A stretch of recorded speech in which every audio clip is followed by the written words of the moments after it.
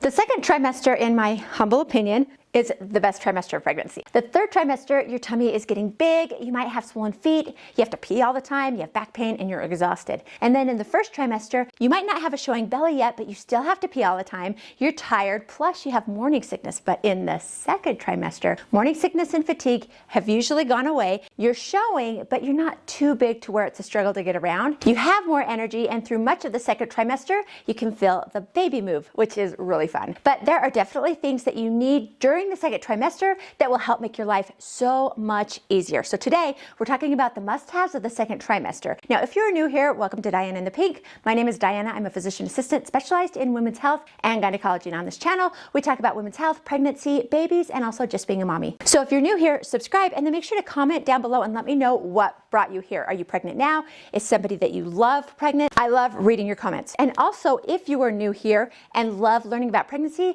I have made an entire pregnancy series, which I will link to at the end of this video. But now let's jump into the video, starting with number one, a support belt. If you are just entering your second trimester, you're gonna wonder how this is gonna help, because most likely you are just barely showing, or you might not be showing at all, especially if this is your first pregnancy. But as you get into the latter part of your second trimester, you'll be really glad to have one. So this was mine. I use this for all 4 of my pregnancies, and it's a basic single strap belly support. Now, I was well into my third trimester of my first pregnancy before I finally bought this. I was really struggling with some low back pain, and when I first put this on at the store, I nearly broke into tears because of how much better I felt with this on. Now, this one is pretty basic, and there are so many options depending on how much support you want and also where you want the support. Some support belts wrap over your baby and then under your baby. There are some that wrap down around your groin to offer you support there, and then some that actually go over your shoulders, whatever it takes to help you to stay comfortable. Number 2, maternity underwear. Now, many women just try to use their pre-pregnancy underwear throughout their entire pregnancy because, you know, underwear is pretty stretchy and it's very, very low. And you can do that for the majority of your pregnancy, but as your belly grows, that tight underwear just gets really uncomfortable. There's enough about your pregnancy that is naturally uncomfortable. Your underwear shouldn't be one of them. Number 3, a water bottle. Now, it is tempting to not want to drink as much when you're pregnant because you're already peeing a lot, and drinking more means that you're going to pee more. But I cannot emphasize how important it is to stay hydrated. Dehydration can cause headaches, dizziness, and fatigue, but there's so much more to it than just that. So during your second trimester, your blood volume increases by almost 50% to accommodate the extra blood that you need now to supply the baby with what she or he needs. And also, in preparation for childbirth, you need to stay hydrated to help support that extra blood volume.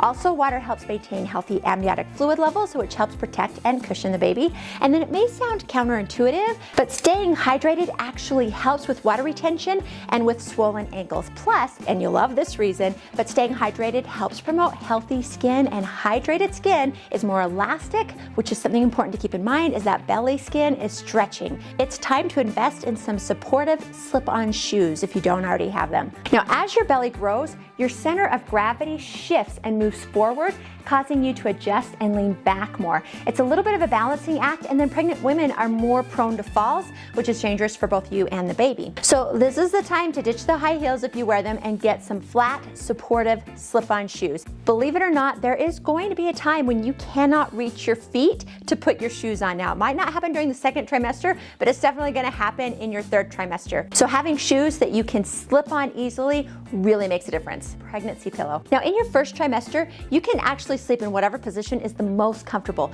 But as your tummy grows, it's recommended that you start to sleep on your left side. And not only is it recommended, but you'll find yourself wanting to sleep on your left side. And here's why. As your uterus grows, it moves in front of your inferior vena cava. So allow me a 10-second anatomy lesson here. The inferior vena cava is the large vein that brings the blood back from all of the lower parts of the body. When you lay down flat on your back, the weight of the baby, the uterus, and the amniotic fluid pushes on that large vein, making it more difficult for the blood from your legs to get back to your heart and then to your lungs and the rest of your body. And because of this, you start to get some shortness of breath. But when you turn to your left side, that moves the weight of the baby and the uterus off of that blood vessel, so blood can properly get back to your heart. Okay, so that's no big deal for you if you are already a side sleeper, but for any of you who like me, are habitual back sleepers, this can be a huge adjustment. So pregnancy pillows tucked behind your back can help your body to more comfortably stay on that left side. Pregnancy pillows can also offer extra support for your tummy, and depending on the kind you get, they can also give you some added cushioning in between your knees, which helps take off some pressure from your hips. There are so many options for pregnancy pillows. Personally, I was a little bit of a minimalist when it came to my pregnancy pillows.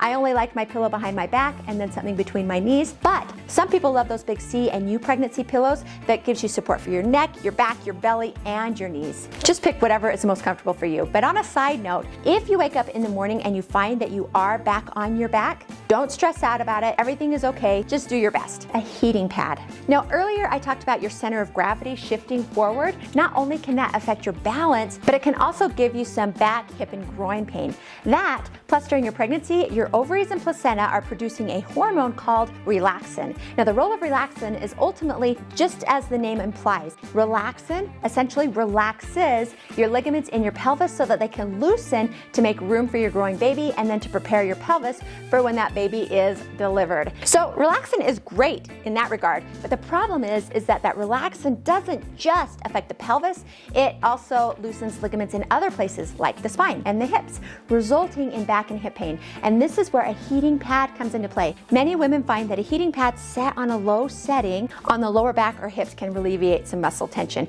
But remember not to use that heating pad on your tummy. It's a maternity wrap. Now, if you were able to get through your first trimester without needing maternity clothes, you're definitely gonna need them for the second trimester. Now, some people love to go all out with maternity clothes, and that's great if that's you. There are so many cute, adorable outfits. But personally, I like to stay in my own clothes for as long as I could, and this little baby helped me to do this. I used this through all of my pregnancies. I used this so much. So if your jeans are to the point where you can't button them, you can leave your button undone and then have this over your jeans and then up over your belly. It's comfortable. It offers a little extra support. I absolutely loved mine. A comfy bra. I think most of us think about getting a nursing bra after the baby is born, but I would definitely recommend getting some bras that will fit you now. Those pregnancy hormones make your breasts bigger, and there's no point to squeezing them into your pre-pregnancy bra throughout your whole pregnancy. You can just get your nursing bra and start wearing it now if you want. Just get the size that fits you right now. Belly creams. Now, as your belly grows, your skin stretches,